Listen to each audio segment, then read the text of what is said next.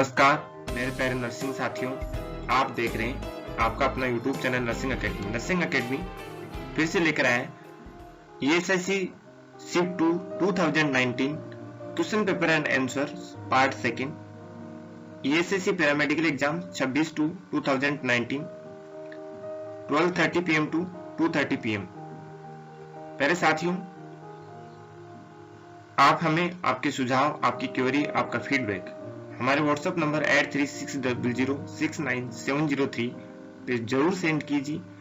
आपने अभी तक हमारा यूट्यूब चैनल सब्सक्राइब नहीं किया है जिसका नाम नर्सिंग एकेडमी है, आप यूट्यूब पे अपने यूट्यूब ओपन कीजिए, उस पे जाके सर्च कीजिए तो अभी कर लीजिए। उनका प्लेलिस्ट ओपन करके एक बार जरूर देखना है जिसमें सारे मोस्टली एनक्लेक्स आरएन के वीडियोस मिलेंगे आपको, जो बहुत ही महत्वपूर्ण, बहुत ही इंपॉर्टेंट, बहुत बारीकी से अध्ययन करके बनाए गए हैं।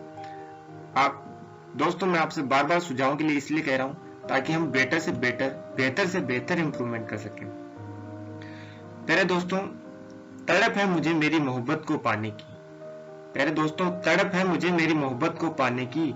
अरे अरे ये तो पूछ तू मेरी मोहब्बत क्या है। तड़प है मुझे मेरी मोहब्बत को पाने की। अरे ये तो तू पूछ मेरी मोहब्बत क्या है।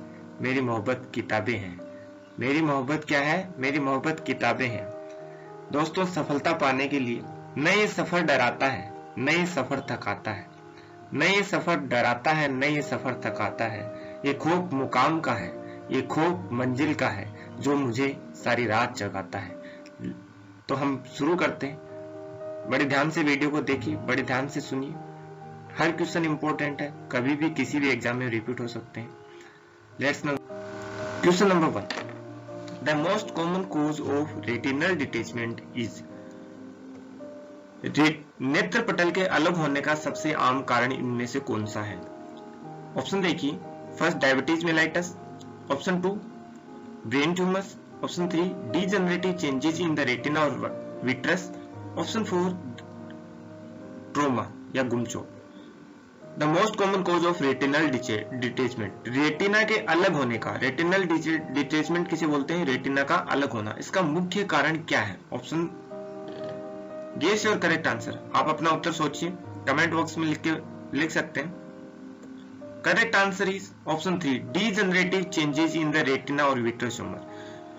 जो रेटिना पार्ट है या विट्रस जो लिक्विड है आई का, विट्रस ट्यूमर, उसमें डीजनरेटिव चेंजेस मतलब वापिस रिकवर नहीं होने वाले चेंजेस ही रेटिनल डिटेचमेंट का मोस्ट कॉमन कोज है। Most common cause of retinal detachment is degenerative changes in the retina और विट्रस। अगला क्वेश्चन देखिए। इफ पाल्पेटिंग द टर्गस और Oracle causes pain, the problem is. यदि टर्गस या बाह्यकरण Oracle की प्रिस्पर्शन से दर्द होता है तो समस्या इनमें से कौन है। यदि हम टर्गस या बाहर के कान को टच करते हैं, उसमें दर्द होता है, तो क्या प्रॉब्लम है। ऑप्शन देखिए। Option 1, otitis externa.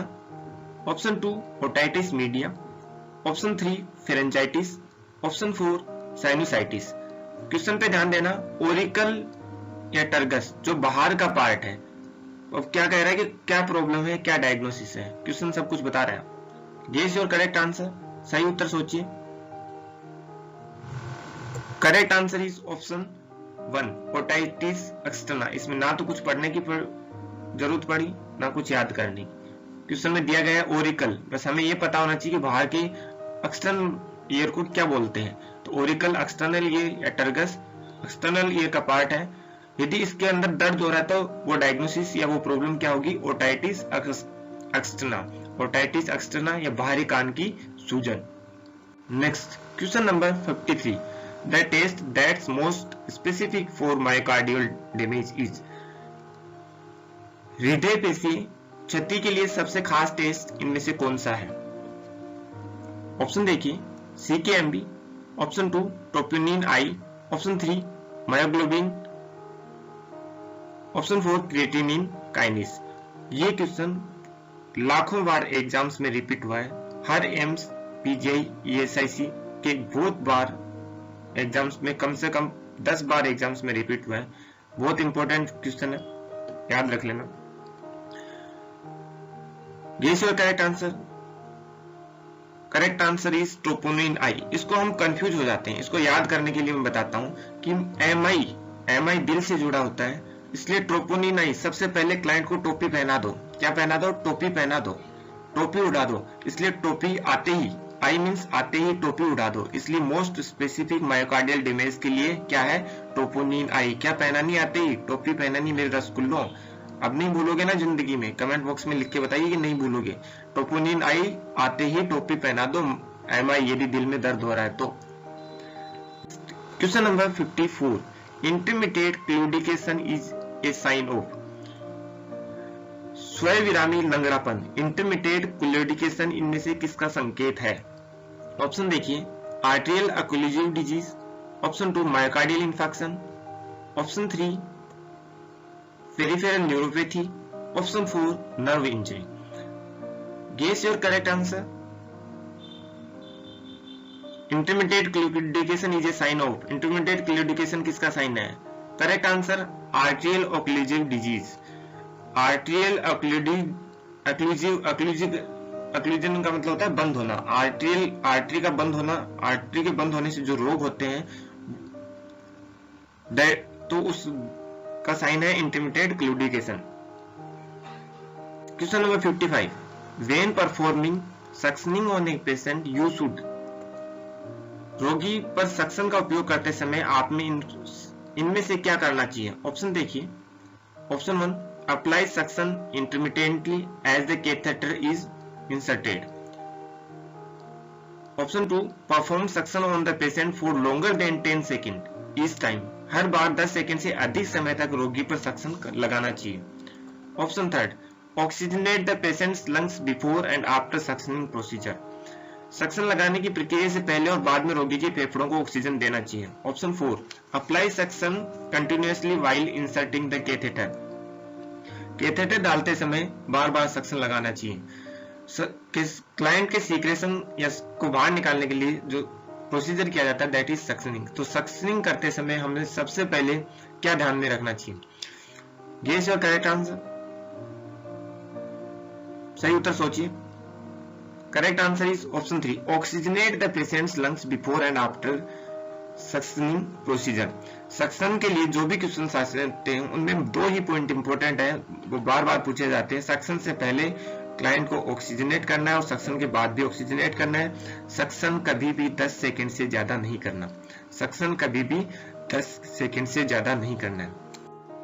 Question number 56, according to Maslow hierarchy need to be well taught by oneself as well as by others come under।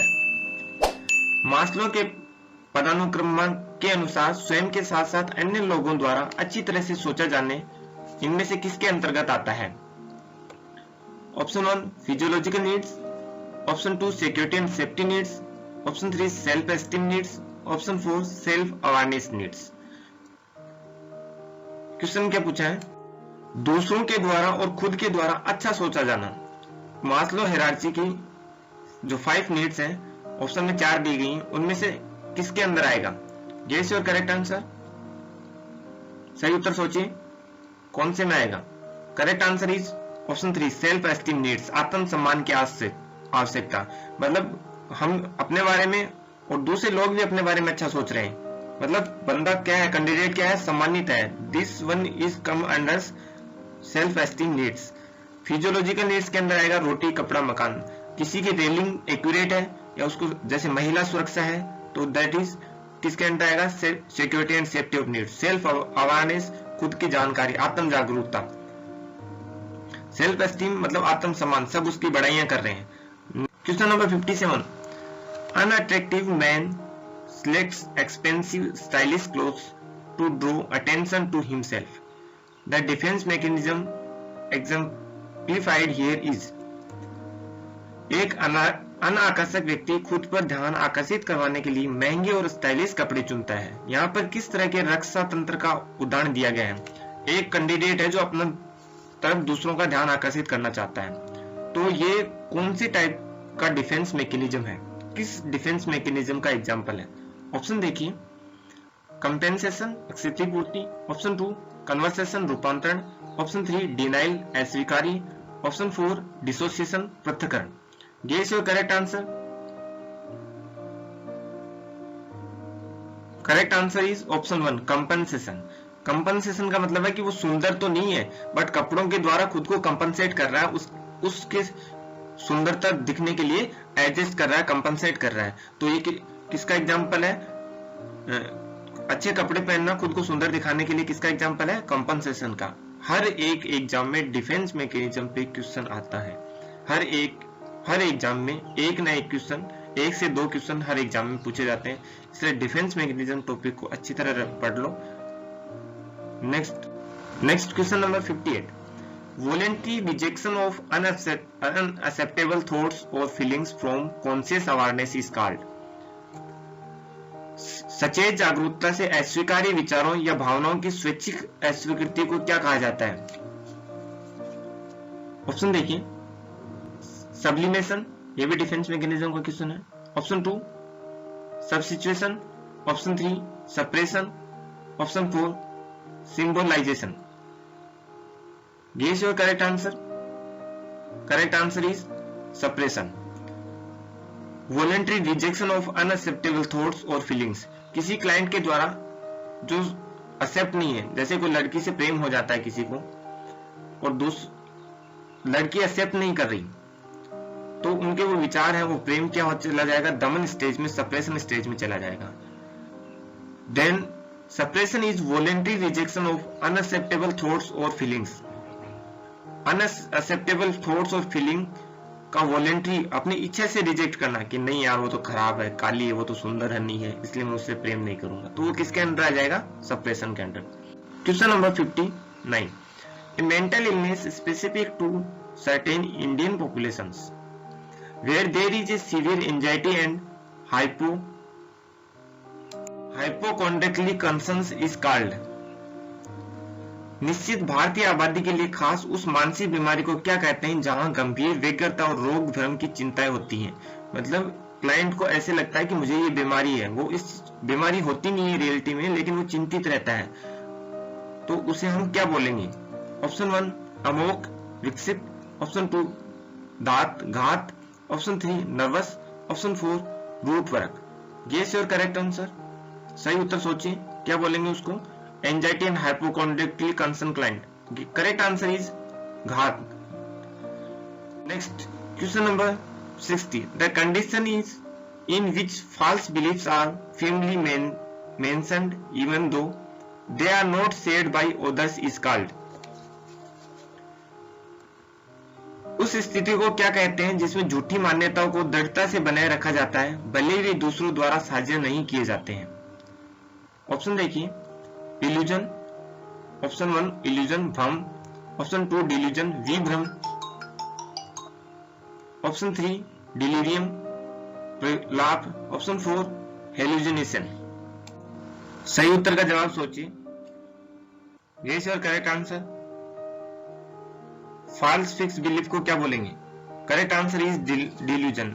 Delusion के लिए एक शब्द याद रखना, false fix belief, that is delusion. Question दोबारा repeat कर रहा हूं, a condition in which false belief are family mention even though they are not shared by others. मतलब कि जैसे किसी कि मोदी, या फिर फॉर एग्जांपल ले लेते हैं राहुल गांधी चोर है या मोदी चोर है, तो ये उसके खिलाफ बिलीफ हो गई।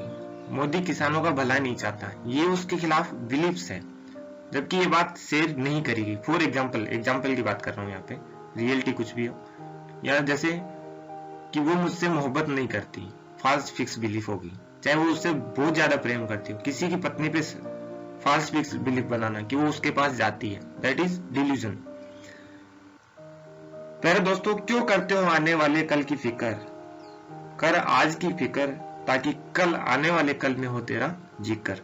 Question number 61, an affective disorder among the following is. इनमें से कौन सा एक प्रभावी विकार है? Option 1 bipolar disorder, option 2 phobic anxiety disorder, option 3 somatoform disorder, option 4 schizophrenia. Guess your correct answer. सोचिए, अफेक्टिव डिसऑर्डर कौन सा प्रकार है? Correct answer is option 1, bipolar disorder is the affective disorder, affection से रिलेटेड है।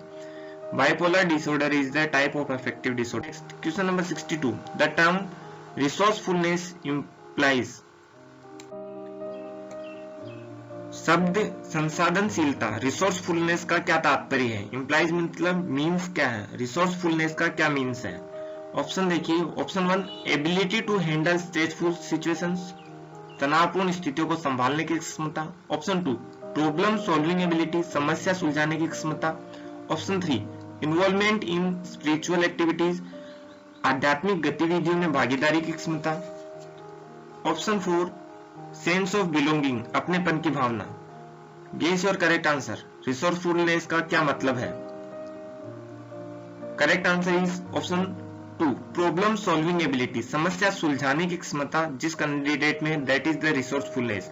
रिसोर्सफुलनेस का मतलब है कि किसी समस्या का हल निकालने की क्षमता या संसाधन जुटाने की क्षमता, समस्या को सॉल्यूशन करने की क्षमता, that is the resourcefulness. Question number 63, Which of the below is not a part of secondary prevention of mental illness? इनमें से कौन सा मानसिक बीमारी की द्वितीयक रोकथाम का भाग नहीं है? ऑप्शन देखिए, ऑप्शन 1 स्क्रीनिंग, जांच। ऑप्शन 2 अर्ली डिटेक्शन, जल्दी पता लगाना।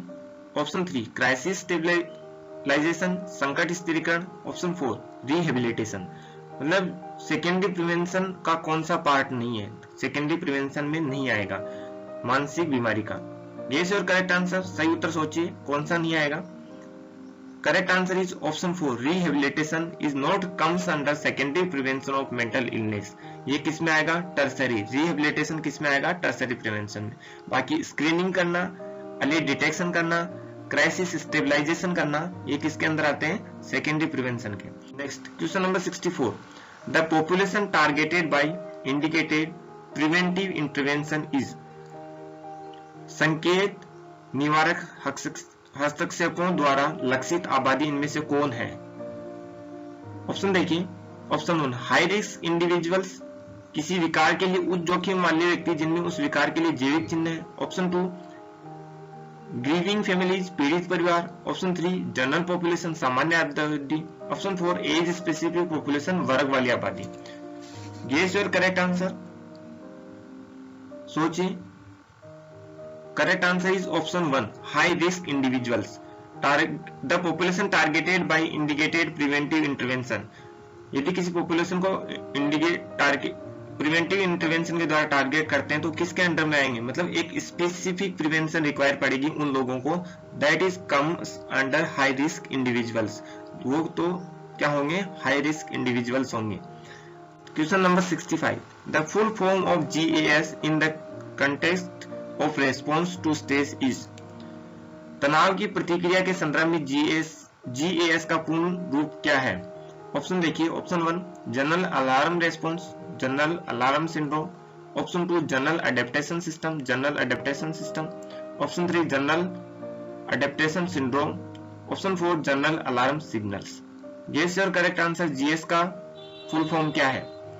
Correct answer is option 3 general adaptation syndrome. GAS is context of response of stress. Response of stress से GAS का फुल फॉर्म क्या है? GAS से स्ट्रेस से क्या संबंध है? तो GAS that is the general adaptation syndrome. Question number 66, the third phase of body's adaptation to stress is. तनाव में शरीर के अनुकूलन का तीसरा चरण इनमें से कौन सा है? ऑप्शन देखिए, ऑप्शन फर्स्ट रिएक्शन प्रतिक्रिया। ऑप्शन 2 रेजिस्टेंस प्रतिशोध। ऑप्शन 3 एक्सक्यूशन थकावट। ऑप्शन 4 रिबाउंड प्रतिक्षेप। Guess your correct answer. Body's adaptation to stress का third phase, correct answer is option 3 exhaustion थकावट। तो क्या है third phase of body adaptation to stress is related to exhaustion, exhaustion या थकावट से संबंधित है। Next number 67, neuroleptic drugs are also known as.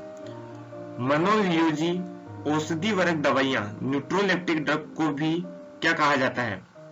Option 1 anti depressants. Option 2 antipsychotics. Option 3 hypnotics. Option 4 anti epileptics. Guess your correct answer. Neuroleptic drugs को क्या कहते हैं? सोचिए। Correct answer is antipsychotic. Neuroleptic drugs are also known as antipsychotic drugs.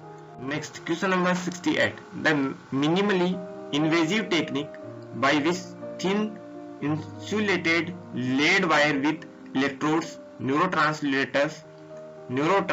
neurostimulators is surgically implanted in the brain is called। कम मात्रा में तेजी से फैलने वाली उस तकनीक को क्या कहते हैं जिनके द्वारा इलेक्ट्रोड न्यूरोस्टिमुलेटर के साथ पतली सोधी मुख्य तार को मस्तिष्क में सर्जरी द्वारा प्रत्यारोपित किया जाता है? ऑप्शन देखिए। Option 1 electroconvulsive therapy. Option 2 transcranial 1 magnetic stimulation. Option 3 functional MRI. Option 4 deep brain stimulation. Guess your correct answer. सोचिए सही उत्तर कि ब्रेन के अंदर स्टिमुलेटर के द्वारा क्या किया जाएगा, एक वायर डाला गया है। तो करेक्ट आंसर क्या है? Option 4 deep brain stimulation. Means stimulate किया गया है ब्रेन के अंदर एक पतला वायर डाल के न्यूरोस्टिमुलेटर। क्वेश्चन भी कह रहा है कि ऑप्शन दे रहा है न्यूरोस्टिमुलेटर, मतलब तंत्रिकाओं को एक वायर के द्वारा स्टिमुलेट करना, दैट इज। तो उस को हम क्या बोलेंगे, उस टेक्निक को क्या बोलेंगे? Deep brain stimulation. Question number 69। A scale that cannot be used to assess a subject for mood disorder is। Option देखिए। मनोदशा विकार।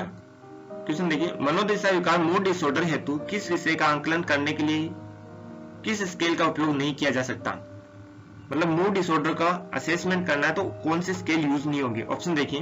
ऑप्शन 1 है Hamilton rating scale. Option 2 Edinburgh inventory scale. Option 3 Wakefield questionnaire. Option 4 Beck inventory. Guess your correct answer. सोचिए mood disorder का assess के लिए कौन से स्केल का यूज नहीं करेंगे? Correct answer is option 2 Edinburgh inventory scale का यूज नहीं करते। बाकी मूड डिसऑर्डर के असेस के लिए हम Hamilton rating scale, Wakefield questionnaire और बेक इन्वेंटरी का यूज करते हैं। Question number 70।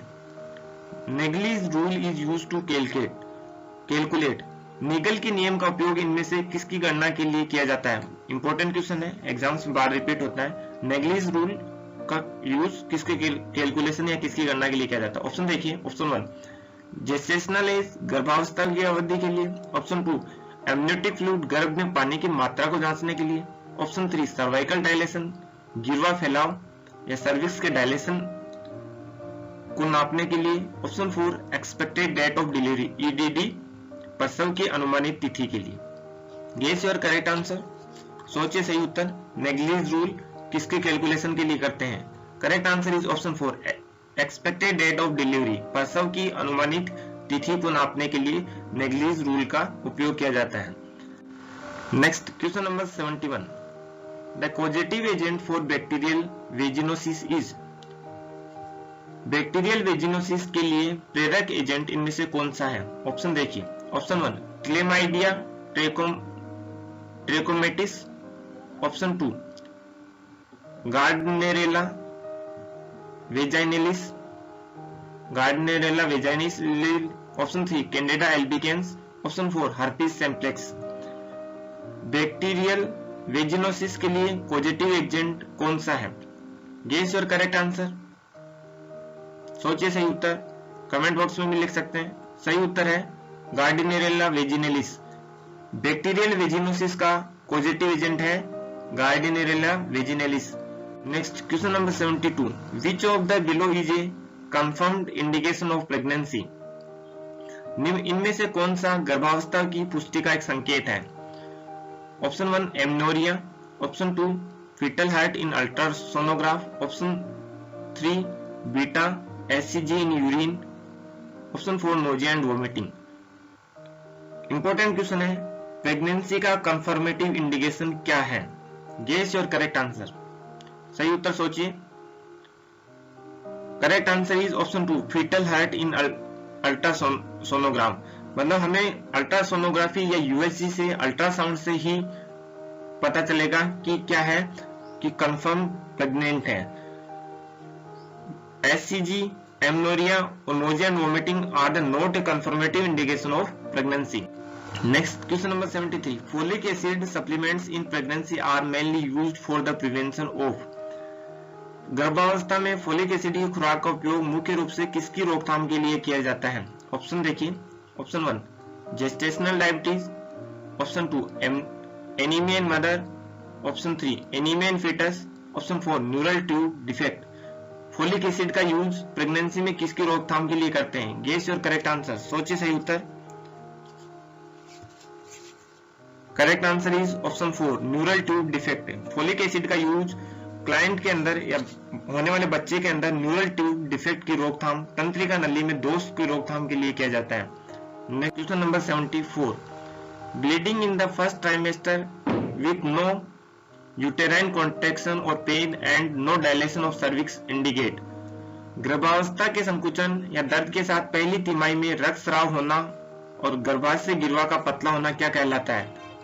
ऑप्शन देखिए, ऑप्शन 1 थ्रेटन्ड अबॉर्शन, गर्भपात की संभावना, ऑप्शन 2 इनइविटेबल अबॉर्शन, अपर्यायी गर्भपात, ऑप्शन 3 कंप्लीट अबॉर्शन, पूर्ण गर्भपात, ऑप्शन 4 मिस्ड अबॉर्शन, गर्भपात का विफल होना। गेस योर करेक्ट आंसर, सोचिए। फर्स्ट ट्राइमेस्टर है जिसके अंदर नो यूट्राइन कॉन्ट्रैक्शन और नो पेन और नो डायलेशन है, सर्विस कौन सा टाइप का इंडिकेट करेगा? Correct answer is option 1 threatened abortion. Threatened abortion में क्या होता है? थ्रेटन्ड अबॉर्शन में फर्स्ट ट्राइमेस्टर होता है जिसके अंदर ब्लीडिंग हो रही है बट नो यूट्राइन कॉन्ट्रैक्शन और पेन और no dilation of cervix, that is the indication of threatened abortion. Next question number 75, which of the below is true with regard to pregnancy induced hypertension. गर्भावस्था से प्रेरित उच्च रक्तचाप के संबंध में इनमें से कौन सा सही है? ऑप्शन देखिए, option 1 there is raised BP before 20 week gestation, 20 सप्ताह की गर्भावधि से पहले बीपी का बढ़ जाना, option 2 it is also called as gestational hypertension, इसे जेस्टेशनल हाइपरटेंशन गर्भावस्था में हाई ब्लड प्रेशर भी कहा जाता है, option 3 proteinuria is usually present, protein में आमतौर पर मौजूद रहता है, option 4 visual disturbance are always present, दृश्यात्मक बाधा हमेशा रहती है। गेस योर करेक्ट आंसर, सही उत्तर का जवाब सोचिए। प्रेगनेंसी इंड्यूस्ड हाइपरटेंशन में क्या रहेगा? कौन सा कथन सही है? Correct answer is option 2 it is also called as gestational hypertension. Pregnancy induced hypertension को जेस्टेशनल हाइपरटेंशन भी बोलते हैं। Next question number 76, which of the below is not a component of HELLP syndrome. इनमें से कौन सा हेल्प सिंड्रोम का एक घटक नहीं है? HELLP हेल्प सिंड्रोम का एक घटक नहीं है, मतलब हेल्प सिंड्रोम का पार्ट नहीं है। ऑप्शन देखिए, first haemolysis, option 2 elevated liver enzyme, option 3 bleeding per vaginum, option 4 low platelet count. H की form, guess your correct answer, सोचिए। हेल्प सिंड्रोम का फुल फॉर्म क्या होता है? हेल्प सिंड्रोम के अंदर कौन सा नहीं आएगा? Option correct answer is bleeding per वेजाइनम। तो हेल्प सिंड्रोम का पार्ट कौन सा नहीं है? Bleeding per वेजाइनम। हेल्प सिंड्रोम में क्या क्या होता है? Haemolysis, H is haemolysis, blood का टूटना, हीमोग्लोबिन का टूटना, E4 elevated liver enzyme, L is low platelet count. इसमें हेल्प में H का मतलब है हिमोलाइसिस, E का मतलब एलिवेटेड लिवर एंजाइम और LP का मतलब है EL का मतलब EL is elevated liver enzyme, LP means low platelet count. Next 77, the normal order of events taking place during the second stage of labour is. प्रसव के दूसरे चरण के दौरान होने वाली घटनाओं का सामान्य क्रम इनमें से कौन है? नॉर्मल लेबर की स्टेज के बारे में पूछा। ऑप्शन 1 का करेक्ट स्टेप्स कौन सा है? Option 1 descent, internal rotation, crowning, extension, flexion, अवरोहण, आंतरिक घूर्णन, क्राउनन, विस्तारण और घुमाव। ऑप्शन 2 देखिए, descent, flexion, crowning, extension, internal rotation. Option 3 देखिए, descent, flexion, internal rotation, extension और crowning. Option 4 descent, flexion, internal rotation, crowning, extension. तो सही क्रम कौन सा है? स्टेज ऑफ लेबर की सेकेंड स्टेज के अंदर जो फेज इवेंट्स होती हैं उनका नॉर्मल लेबर में सही क्रम कौन सा है? गेस योर करेक्ट आंसर, सही उत्तर सोचिए। Correct answer is option 4। सही ऑर्डर क्या है? डिसेंट होगा सबसे पहले, उसके बाद फ्लेक्शन, उसके बाद इंटर रोटेशन, उसके बाद ग्राउंडिंग और लास्ट में एक्सटेंशन। अवरोहण घुमाव, पहले बच्चा डिसेंट होगा, डिसेंट के बाद घूमेगा, फिर आंतरिक रोटेशन, फिर विस्तारण, एक्सटेंशन मतलब लास्ट में विस्तार, ये बाहर निकलेगा। Question number 78, Schultze method and Matthew Duncan method describe. Schultze विधि और मैथ्यू डंकन विधि में किस बारे में बताया जाता है? ऑप्शन 1, ऑप्शन देखिए, option 1 delivery of the presenting part, option 2 method of detachment of placenta, option 3 way of presentation of the foetus, option 4 way to monitor foetal heart rate. Schultze विधि और मैथ्यू डंकन विधि किसके बारे में बताती है? Guess your correct answer, सही उत्तर सोचिए। Correct answer is option 2 method of detachment of placenta. Schultze method और मैथ्यू डंकन मेथड प्लेसेंटा के डिटैचमेंट, डिलीवरी के बाद प्लेसेंटा का जो डिटैचमेंट या प्लेसेंटा हटता है उसके मेथड के बारे में बताती है। नाग, जो प्लेसेंटा को हम हिंदी में नाल बोलते हैं, नाल को अलग करने के तरीके जो हमें शुल्च मेथड और मैथ्यू डंकन मेथड से डिस्क्राइब होते हैं। मतलब शुल्च मेथड और मैथ्यू डंकन मेथड क्या डिस्क्राइब करता है? Method of detachment of placenta. ध्यान दीजिए। Next question 79, fine downy hair normally found, fine downy hair normally found abundantly in premature babies is called. अपरिपक्व शिशुओं में आमतौर पर प्रचुरता से दिखने वाले बालों का झड़ना क्या कहलाता है? ऑप्शन देखिए, option 1 Wernicke's, option 2 lanugo, option 3 navy, option 4 caput. मतलब बच्चा पैदा हुआ, उसके बॉडीज के ऊपर, प्रीमेच्योर बेबीज के ऊपर ज्यादा बाल दिखाई देते हैं, उन हेयर्स को हम क्या बोलते हैं? गेस योर करेक्ट आंसर, सोचिए सही उत्तर क्या बोलते हैं, लगाइए दिमाग, दौड़ाई बत्ती। Correct answer is lanugo. क्या बोलेंगे? लानुगो। प्रीमेच्योर बेबी के बॉडी के ऊपर फाइनी हेयर्स जो ज्यादा अबंडेंटली मतलब ज्यादा मात्रा में पाए जाते हैं, तो उनको हम उन बालों को किस नाम से जानते हैं? लानुगो, भ्रूण रोम या लानुगो के नाम से जानते हैं। Question number 80, When there is a possibility of locked twins being born, जुड़े हुए जुड़वा बच्चों को जन्म लेने की संभावनाएं कब होती है? ऑप्शन देखिए, option 1 first twin has breech and the second twin has cephalic presentation. जब पहले बच्चे में ब्रीच और दूसरे बच्चे में सिफिलिक प्रेजेंटेशन होता है। Option 2 first twin has cephalic and the second twin has breech presentation. जब पहले बच्चे में सिफिलिक और दूसरे बच्चे में ब्रीच प्रेजेंटेशन होता है।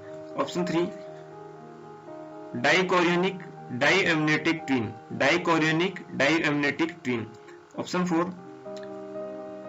फ्रेटर्नल ट्विन, फ्रेटर्नल ट्विन या fraternal twin. Guess your correct answer, कौन से में पॉसिबिलिटी लॉक ट्विन की संभावना ज्यादा होगी? Correct answer is option 1 first twin has breech and the second twin has cephalic presentation.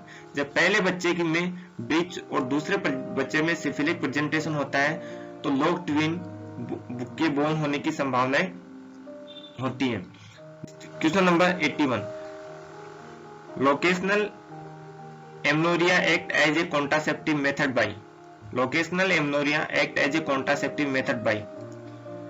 Locational amenorrhea इनमें से किस द्वारा गर्भ निरोधक विधि के रूप में कार्य करता है? ऑप्शन देखिए, ऑप्शन 1 प्रिवेंटिंग स्पर्म एंट्री, शुक्राणु के प्रवेश को रोककर। ऑप्शन 2 स्पर्मिसाइडल एक्शन, शुक्राणु नाशक कार्रवाई करके। ऑप्शन 3 प्रिवेंटिंग ओवुलेशन, डिम उत्सर्जन या ओवुलेशन को रोककर। ऑप्शन 4 प्रिवेंटिंग इम्प्लांटेशन, आरोहण को रोककर। गेस योर करेक्ट आंसर, सोचिए सही उत्तर। लोकेशनल एमनोरिया का कॉन्ट्रासेप्टिव मेथड के रूप में काम करने का तरीका। Correct answer is option 4 preventing ovulation. Amenorrhoea की कंडीशन का मतलब है कि उसमें ओन या amenorrhoea means absence of menstrual cycle. जब मेंस्ट्रुअल साइकिल या मासिक धर्म या मासिक पीरियड प्रॉपर नहीं होगा तो ओवुलेशन नहीं होगा। तो एमनोरिया कॉन्ट्रासेप्टिव मेथड का रूप में किस रूप में कार्य करेगा? प्रिवेंटिंग ओवुलेशन, ओवुलेशन को रोककर।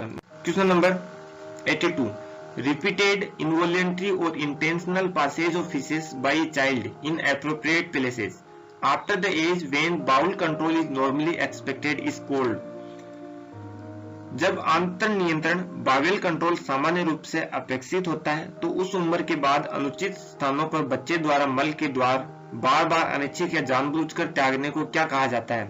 ऑप्शन देखिए, option 1 enuresis, enuresis, option 2 encopresis, encopresis, option 3 night sweats, option 4 नाइटमर्स।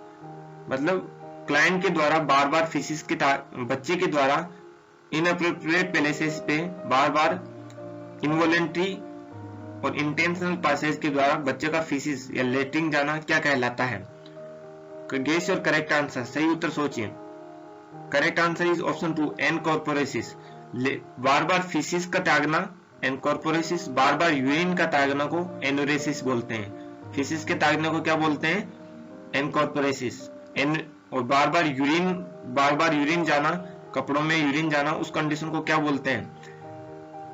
क्या बोलते हैं? कमेंट बॉक्स में लिख के बताइए। यदि एक क्वेश्चन और पूछ रहा हूं आपसे मैं, यदि 5 साल की उम्र तक भी के बाद भी एनुरेसिस की कंडीशन रहती है तो किसको इंडिकेट करेगा? Question number 83, the mode of inheritance of cystic fibrosis is. Cystic fibrosis के वंशानुगत मोड को क्या कहते हैं? ऑप्शन देखिए, autosomal dominant, option 2 autosomal recessive, option 3 x linked disease, option 4 non Mendelian. Cystic fibrosis के इनहेरिटेंस मोड, आनुवंशिकता के जो फैल रहा है सिस्टिक फाइब्रोसिस होता है, उसके मोड को क्या कहेंगे? ये क्वेश्चन भी बार बार रिपीट होता है, इंपॉर्टेंट क्वेश्चन है। केस और करेक्ट आंसर, सोचे से उत्तर। Correct answer is option 2 autosomal recessive. मतलब सिस्टिक फाइब्रोसिस ऑटोसोमल रिसेसिव, आनुवंशिकता के ऑटोसोमल रिसेसिव मोड में होता है। मतलब उसका नेचर क्या है? Autosomal recessive. Next question number 84, in a normal average infant the percentage increase in body length than that at birth at the age of 1 year is. Option देखिए, किस सामान्य औसत शिशु में, क्वेश्चन देखिए, जन्म के समय से 1 वर्ष की आयु तक शरीर की लंबाई में प्रतिशत वृद्धि कितनी होती है? 1 वर्ष की आयु तक शरीर की लंबाई में कितने % वृद्धि होती है? ऑप्शन देखिए, 10%, option 2 20%, option 3 50%, option 4 75%।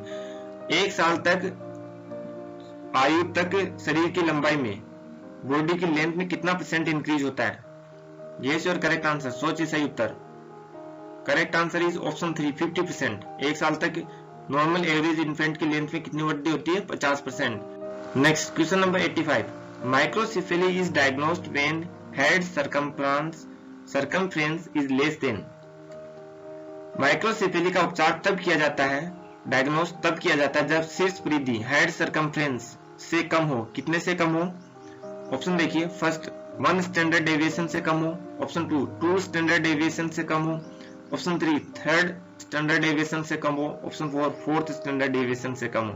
Guess your correct answer, सोचिए सही उत्तर। Correct answer is option 3 3rd standard deviation से कम हो head circumference, that is diagnosis of microcephaly. Next question number 86, the anterior fontanelle close by. बहुत इंपॉर्टेंट क्वेश्चन है, बहुत बार repeat होता है। एंटीरियर फोंटानेले कब बंद हो जाता है? ऑप्शन 1 बर्थ पे, जन्म पे, option 2 month of age, option 3 9 to 18 month of age, option 4 3 year of age. Guess your correct answer, सोचिए से उत्तर का जवाब कमेंट बॉक्स में लिखिए, फटाक से लिखिए जल्दी से, कतई जाहिर क्वेश्चन है। Correct answer is 9 to 18 month of as.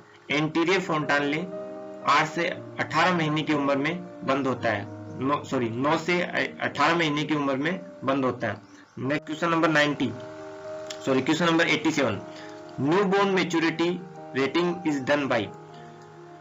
नवजात परिपक्वता का मूल्यांकन किसके उपयोग करके किया जाता है? ऑप्शन देखिए, ऑप्शन 1 एपकार स्कोर के द्वारा, ऑप्शन 2 बेलार्ड स्कोर के द्वारा, ऑप्शन 3 ओलियंडर के स्कोर के द्वारा, ऑप्शन 4 चांडलर स्कोर के द्वारा। Newborn maturity rating is done. Newborn maturity की रेटिंग कौन से स्कोर के द्वारा देते हैं? गेस योर करेक्ट आंसर, सोचिए सही उत्तर। Correct answer is option 2 Ballard score. Maturity, newborn maturity rating scale is done by Ballard score. Question number 88, the total number of foetal and early neonatal death per 1000 live birth is called. Question देखिए, 1000 जीवित जन्मों में गर्भ और आरंभिक नवजात मृत्यु की कुल संख्या को क्या कहा जाता है? ऑप्शन देखिए, प्री नेटल मोर्टेलिटी, प्रसवकालिक मृत्यु दर। ऑप्शन 2 न्यूनेटल डेथ, नवजात शिशु की मृत्यु।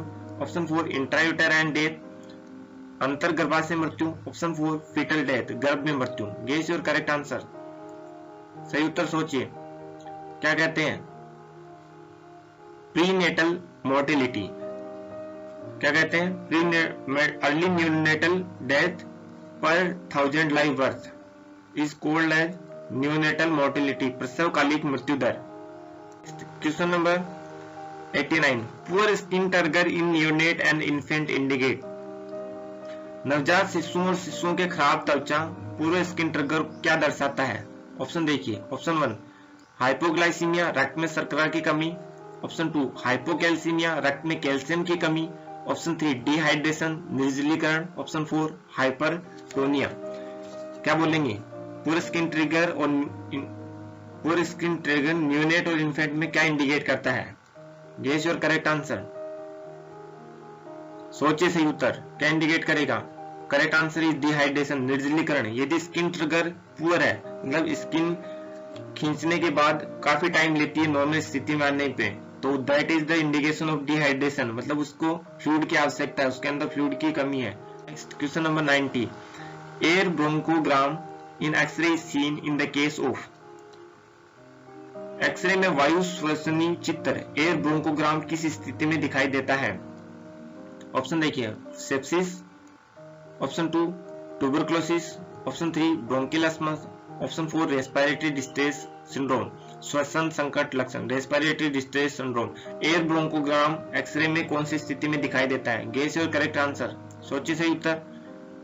Correct answer is option 4 respiratory distress syndrome. Air bronchogram x-ray में कौन सी डिजीज में दिखाई देगा? रेस्पिरेटरी डिस्ट्रेस सिंड्रोम में। Next question number 19, introduction of solid foods along with breast feeding is called.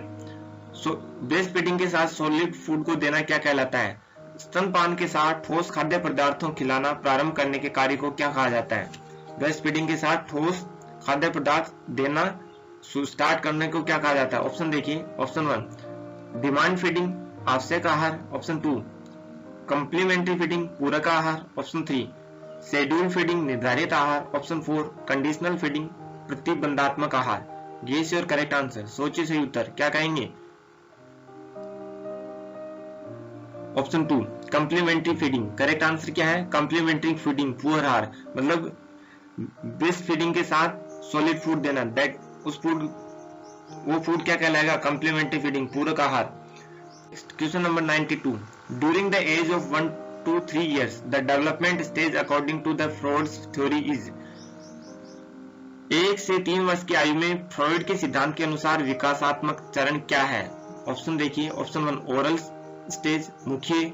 Option 2 anal, गुदा। Option 3 phallic stage. Option 4 genital stage. Guess your correct answer. कौन सी 1 से 3 साल वाली स्टेज को फ्रॉइड के अनुसार कौन सी स्टेज बोलेंगे? Correct answer is option 2 anal stage. O apple G, Freud की स्टेज को याद रखने का शॉर्ट ट्रिक है ओ एप्पल जी। कोई नहीं बताएगा, कोचिंग वाले 25,000 रुपए लेके नहीं बताएंगे। ओ एप्पल जी कैसे याद रखोगे? ओ एप्पल जी, फ्रॉइड ने क्या कहा था? ओ एप्पल जी। नेक्स्ट आगे वाले वीडियो में बताऊंगा कि कैसे याद करना है फ्रॉइड्स का, जब वीडियो आएगा तब। Next number 93, the dimension of health concerned with proper biological functioning is called. उचित जैविक कार्य प्रणाली से संबंधित स्वास्थ्य आयाम को क्या कहा जाता है? ऑप्शन देखिए, फिजिकल डायमेंशन, भौतिक आयाम। ऑप्शन 2 मेंटल डायमेंशन, मानसिक आयाम। ऑप्शन 3 स्पिरिचुअल डायमेंशन, आध्यात्मिक आयाम। ऑप्शन 4 सोशल डायमेंशन, सामाजिक आयाम। सही उत्तर सोचिए, गेस योर करेक्ट आंसर। सोचिए, correct answer is physical dimension. Dimension of health concerned with proper biological functioning is called as physical dimension. Next question number 94, which of the below is a mortality indicator. निम्नलिखित में से कौन सा मृत्यु दर सूचक indicator नहीं है? विच of the below is not A mortality indicator. निम्न में से कौन सा मृत्यु दर सूचक इंडिकेटर नहीं है? ऑप्शन देखिए, क्रूड डेथ रेट, अघोषित मृत्यु दर। ऑप्शन 4 सेकंड इंसिडेंस रेट, घटना की दर। Option 3 prevalence rate. Option 4 disability rate. जो मृत्यु दर को इंडिकेट नहीं करेगा, मोर्टिलिटी इंडिकेटर नहीं है। Guess your, is not missing है इसमें question. Guess your correct answer. Correct answer is option 1, crude death rate is a not mortality indicator. Next 95, the full form of DALY in DALY. DALY is the context of community health. community health के context में DALY का full form क्या है? Option देखिए, question, सामुदायिक स्वास्थ्य के संदर्भ में DALY का पूर्ण रूप क्या होता है? ऑप्शन देखिए, option 1 disability adapted life years, option 2 disability adjusted life years, option 3 disease adjusted life years, option 4 disease adapted life years. Guess your correct answer. Correct answer is option 2, disability adjusted life year. D disability, A adjusted, L life, Y is years. तो community से related डाले को क्या बोलेंगे? disability adjusted years. Next question number 96. The first referral level in the healthcare system is. स्वास्थ्य सेवा प्रणाली में पहला रेफरल स्तर क्या होता है? ऑप्शन देखिए, प्रीमोडियल हेल्थ केयर मौलिक स्वास्थ्य सेवा, ऑप्शन 2 प्राइमरी हेल्थ केयर प्राथमिक स्वास्थ्य सेवा, ऑप्शन 3 सेकेंडरी हेल्थ केयर माध्यमिक स्वास्थ्य सेवा, ऑप्शन 4 टर्सरी हेल्थ केयर तृतीयक स्वास्थ्य सेवा। Guess your correct answer. सही उत्तर सोचिए। Correct answer is option 2 secondary health care माध्यमिक स्वास्थ्य सेवा is the first referral level in the health care system. In the health care system first referral level is secondary health care. Correct answer क्या होगा? Secondary health care माध्यमिक स्वास्थ्य सेवा। First referral level in health care system is secondary health care. और first contact in health care system, तो correct answer होगा primary health care. First referral की बात करेगा तो सेकेंडरी हेल्थ केयर।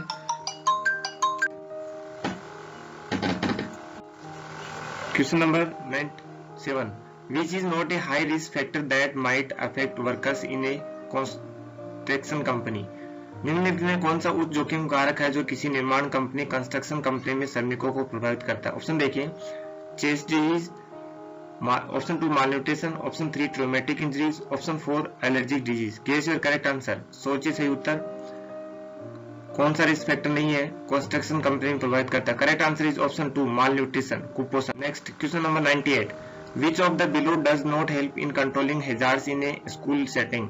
निम्न में से कौन सा स्कूल सेटिंग में खतरों को नियंत्रित करने में सहायक नहीं होता? ऑप्शन देखिए, the school should be built near from the source of noise, option 2 the school should be well ventilated, option 3 school health education should be included in the curriculum, option 4 food supply to the student should be safe. Guess your correct answer. कौन सा नहीं है? Question ध्यान से पढ़ना, कौन सा नहीं है पूछा है। Correct answer is option 1, the school should be built near from the source of noise. Source से दूर बनाना चाहिए स्कूल को, कभी भी नॉइज शोर वाले स्थानों के पास में नहीं बनाना चाहिए। Next 99, the vertical transmission of disease occur through.